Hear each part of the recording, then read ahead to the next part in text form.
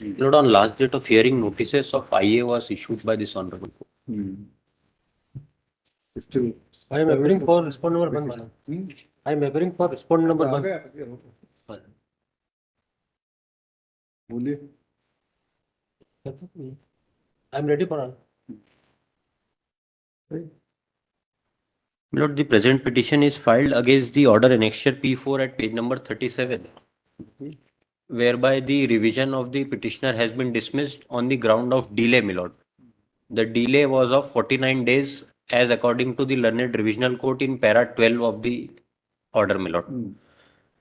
My lord, the respondent number 1 complainant had filed an application before Jan Sunwai in the collector office Indore, mentioning that the possession of the house be handed over to him, my lord. And upon that, the learned collector has directed the SDM to register a case under section 145 of CRPC, my lord. Thereafter, my lord, the learned SDM has proceeded in the matter and has decided the case ex parte, my lord. The learned SDM has further recorded in the proceedings that the notices were served to the present petitioner through WhatsApp. My lord, admittedly, no notice was issued, no notice was served to the petitioner, my lord. And it has been mentioned in the proceedings. Your lordship may just kindly consider the proceedings of the learned SDM, that is at page number 46, my lord. Party क्रमांक 2 को WhatsApp द्वारा summons तामील करवाया गया, जिसके पश्चात भी party क्रमांक 2 अनुपस्थित प्रकरण में एक पक्षीय कार्रवाई करते हुए प्रकरण आदेशार्थ नियत किया जाता है। तो आदेशार्थ नियत होने के पश्चात भी उन्होंने साक्ष्य ले लिए। इसके पश्चात आप देखेंगे उसी पेज पे प्रकरण आज पेश, अनावेदक पार्टी क्रमांक 1 मनीष अपने अभिभाषक सहित उपस्थित, प्रकरण आदेशार्थ नियत है। पीठासीन अधिकारी परिवर्तित हुए, प्रकरण आदेशार्थ आदेश के पूर्व प्रकरण में तर्क सुनना विधि अनुपस्थित है, प्रकरण वास्ते तर्क। फिर अगले पेज पे आप देखेंगे प्रकरण में तर्क सुने गए, प्रकरण वास्ते आदेश। फिर नीचे आप देखेंगे जो प्रोसीडिंग्स है 8/10/2021 की, पार्टी क्रमांक 1 मनीष उपस्थित, पार्टी क्रमांक 1 ने व्यक्त किया कि उसके अभिभाषक द्वारा प्रकरण में साक्ष्य नहीं कराई गई है, इसका उसे ज्ञान नहीं था, वह प्रकरण में साक्ष्य प्रस्तुत करना चाहता है। प्रकरण का अवलोकन किया गया, साक्ष्य प्रस्तुत करने की अनुमति दी जाती। तो पहले तो इन्होंने व्हाट्सएप पे समझ तामील करा दिए, किस नंबर पे कराएं, हमको कोई तामीली हुई, उस पर ब्लू टिक आया कि नहीं आया, ऐसी कोई फाइंडिंग नहीं। और सेक्शन 62 सीआरपीसी में ब्लूटूथ आना जरूरी था नहीं, ब्लू टिक किस नंबर पे सर्व करवाएं ये तो आए, वो ठीक है, ब्लूटूथ आना जरूरी नहीं है। हाँ, किस नंबर पे सर्व हुए, किसको सर्व करें, कि हमारा नंबर भी था कि नहीं था। हमने रिविजनल कोर्ट के समक्ष भी यह प्ली ली है कि हमको कोई नोटिस आज तक तामील नहीं करवाए गए। और सेक्शन 62 सीआरपीसी में summons how served has been mentioned, उसमें कहीं पे भी अमेंडमेंट नहीं हुआ है कि इलेक्ट्रॉनिक मोड के माध्यम से सेक्शन 62 में व्हाट्सएप में के द्वारा समन्स तामील करवाए जाए। इसी पे my Lord honourable Kerala high court ने अभी रिसेंटली एक जजमेंट पास करा है, इसमें यह उल्लेखित किया गया है कि it can not be a substituted mode of service. This is the judgement considering section 62 of the CrPC, my lord. Para 6, my lord. In the case at hand, the summons is stated to have been issued through WhatsApp, which is not an accepted mode of service. As such, the court should have issued non-bailable warrant against the petitioner on the assumption that he had failed to appear after receiving of summons. In the result, the criminal miscellaneous case is disposed of, permitting the petitioner to appear before the additional chief judicial magistrate, and thereafter the proceedings were directed. और उसमें supreme court का भी orders का हवाला दिया है, और para 2 में सेक्शन 62 भी कोट करा हुआ है। Summons how served, every summons shall be served by a police officer or subject to such rules as the state government may make in this behalf by an officer of the court issuing it or other public servant. So first of all, the order has been passed ex parte, my lord. And even the mode of service which has been mentioned, my lord, that is not an admitted mode of service. Now lordship may just kindly peruse that when we got the knowledge of this order, thereafter, we had filed a criminal revision under section 397 of CRPC before the learned revisional court, my lord. Your lordship may just kindly consider the application for delay which has been filed before the learned revisional court, my lord. That is it.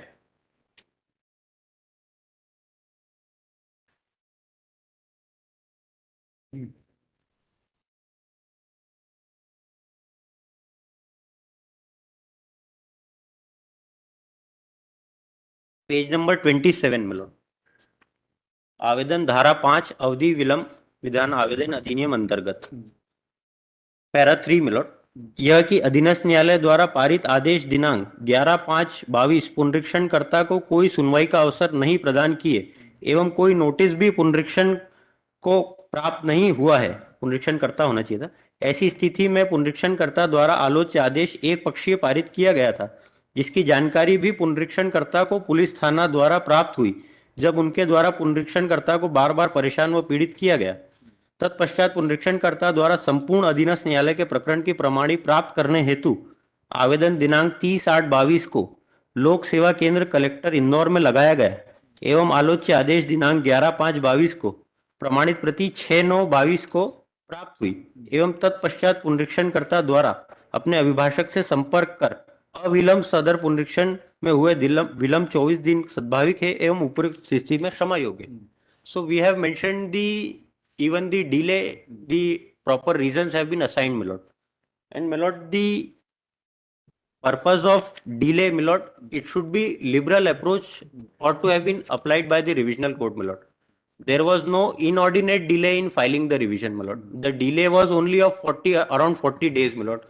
That was also properly explained, mentioning that the order was passed ex parte, my lord. My lord, this is the judgment of the Honorable Apex Court. Whereby it has been mentioned that the words sufficient cause should be, my lord, construed liberally, my lord.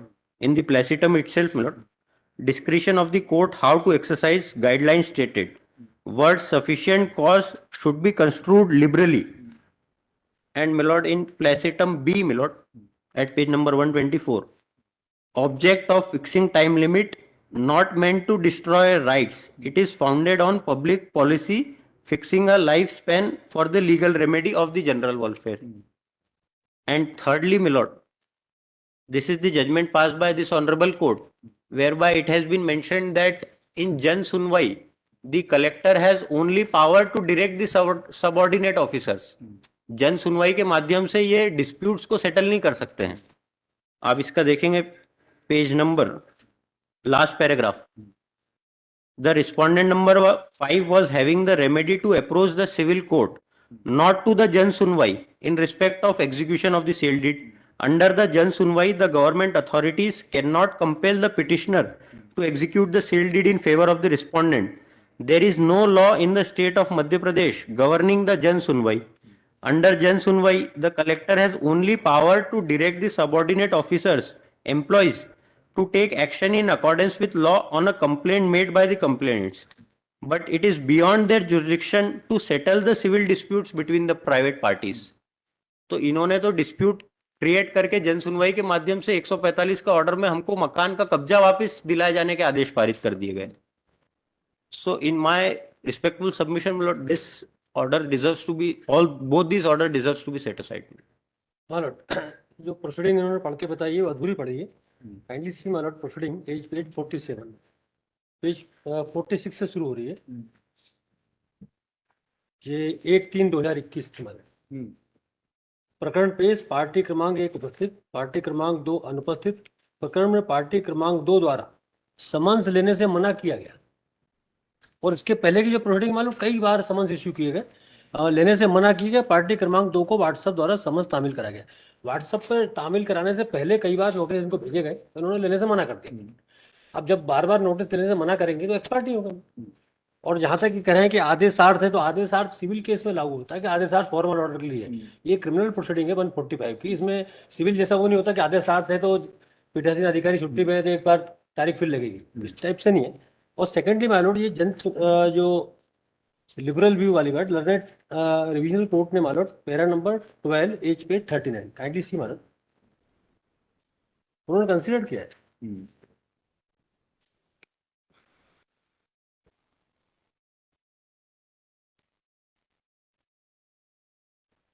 Para number 12 मैं read please.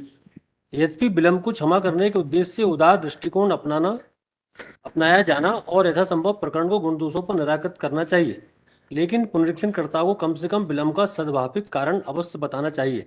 यदि सद्भावी कारण नहीं है और असत्य आधारों का सहारा लेकर विलंब क्षमा करने का प्रयास किया गया है, तब ऐसी स्थिति में ये नहीं कहा जा सकता कि उदार दृष्टिकोण न अपनाकर पुनरीक्षणकर्ता को गुनागुण के आधार पर निर्णय के अधिकार से वंचित किया गया है।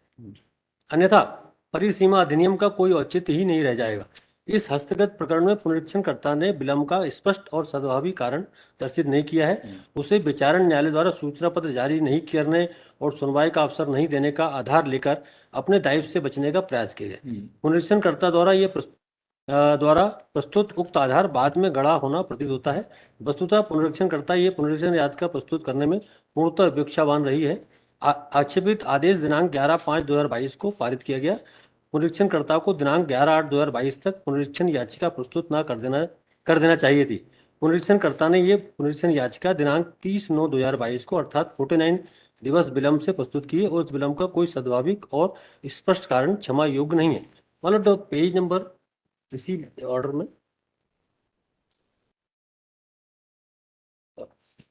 जो लर्नेड एसडीएम का ऑर्डर है मालूम, काइंडली सी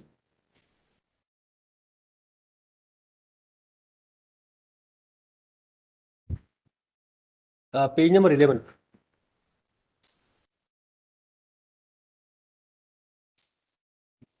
ये पेज नंबर 11 मालूम, थर्ड पैरा एक मिनट। मालूम, थर्ड पैरा मालूम।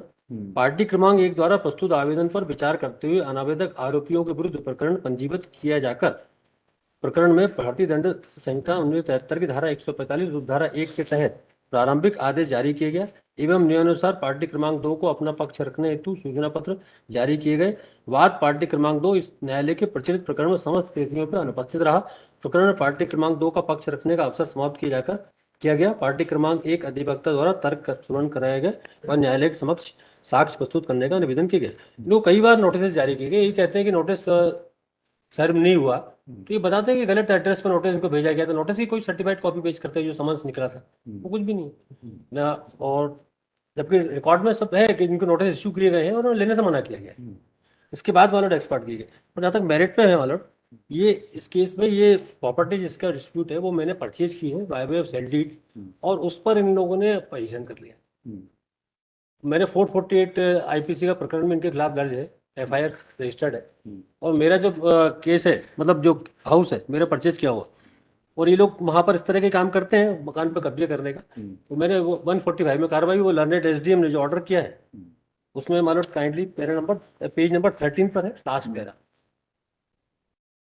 मेरे द्वारा प्रकरण में संलग्न दस्तावेजों का अवलोकन किया गया। समस्त दस्तावेज साक्ष्यों के कथन एवं तर्क श्रवण से स्पष्ट हो रहा है कि पार्टी क्रमांक 2 द्वारा विवादित संपत्ति पर अवैधानिक तरीके से कब्जा कर रहना शुरू कर दिया। वादग्रस्त संपत्ति पर उसका अधिपत्य नहीं रहा है। विश्लेषण से यह पाया जाता है कि विवादित संपत्ति पार्टी क्रमांक 1 के अधिपत्य की है। विवादित संपत्ति पर पार्टी क्रमांक 2 द्वारा विधिविरुद्ध रूप से किए गए आवेदन दिनांक 28/10/2020 के 2 माह पूर्व पार्टी क्रमांक 1 को बेदखल किया है, जिसे सीआरपी धारा 145 के अंतर्गत दर्ज किया गया जाना चाहिए। प्रकरण में प्रस्तुत तथ्यों से मेरा ये समाधान हो गया है कि विवादग्रस्त स्थान मकान नंबर 368 स्कीम नंबर 78 अरण इंदौर का कुल क्षेत्रफल 35.32 वर्ग मीटर पर से पार्टी क्रमांक 2 7 दिवस के भीतर हटा ले। इन्हें कोई टाइटल का डॉक्यूमेंट इनके पास नहीं है, ना इसके साथ में पेश किया एमसीआरसी साथ में कि उन्होंने कब परचेज किया या क्या किया, तो कब्जा कर रखा है। मेरे परचेज करी हुई प्रॉपर्टी है, उसमें 145 में कर सकते हैं उसको। My lord, entire case has been argued on merits, my lord.